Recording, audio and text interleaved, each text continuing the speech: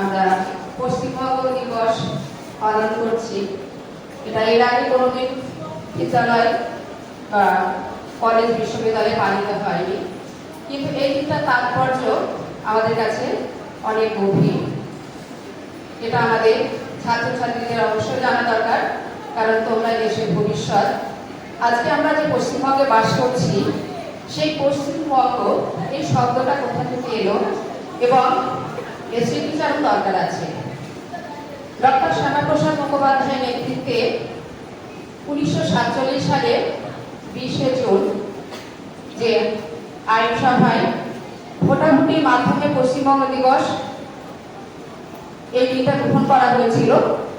কারণ ব্রিটিশরা যখন আমাদের দেশ থেকে পাটকারি গোটাতে ব্যস্ত, মানে আমাদের বিপ্লবীদের অতি সক্রিয়তায় তারা যখন আর ভারতবর্ষে থাকতে পারছে না, সেই সময় তারা দ্বিতীয়বার চেষ্টা করলো ভারতবর্ষকে ভাগ করার।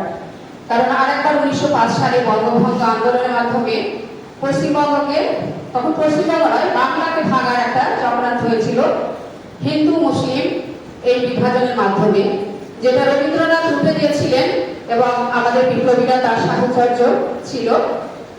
তখন তারা রাখি বন্ধনের মাধ্যমে, তোমরা জানো, বাংলার মাটি বাংলার জল, বাংলার বায়ু বাংলার ফল, পূর্ণ হোক পূর্ণ হোক, এই গানের মাধ্যমে রবীন্দ্রনাথ সমস্ত ভারতবাসীকে তথা বঙ্গবাসীকে একত্রিত করার চেষ্টা করেছিলেন, যেখানে হিন্দু মুসলিম ভেদাভেদ না করে সবাই ভারতবর্ষের নাগরিক এই শর্তে।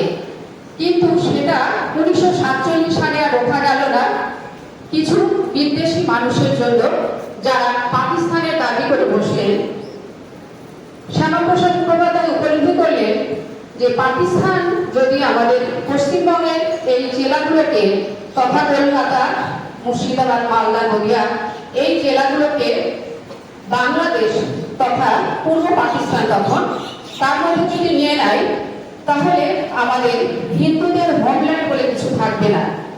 যারা বিধর্মীদের কাছে ভীষণভাবে অত্যাচারিত সেই সময়, কলকাতাকে নিয়ে তোমরা জানো 1946 সালে হয়েছিল। তো সেটা উপলব্ধি করে তিনি আরো আমাদের কিছু নেতৃত্বের সঙ্গে আলোচনা করে তিনি দাবি করে বসলেন, যদি ভারতবর্ষ ভাগ হয় তবে আমাদের জন্য, আমাদের হিন্দুদের জন্য অন্তত যে বিজাতিতত্ত্বের ভিত্তিতে দেশ ভাগ হচ্ছে তাদের জন্য একটা হোমল্যান্ড অবশ্যই দরকার, না হলে আমাদের কোনো অস্তিত্ব থাকবে না। সেই অস্তিত্বকে রক্ষা করার জন্যই তিনি ভোটাভুটি করেছিলেন এবং সেই ভোটে জিতেছিলেন। জিতে আজকে আমাদের পশ্চিমবঙ্গের যে কয়েকটা জেলায়, আমরা বিশেষ করে নদিয়া, মালদা, মুর্শিদাবাদ এবং কলকাতার কিছুটা অংশ আমরা ভারতবর্ষের মধ্যে পেয়েছি। এই সভাটা হয়েছিল তারকেশ্বরে।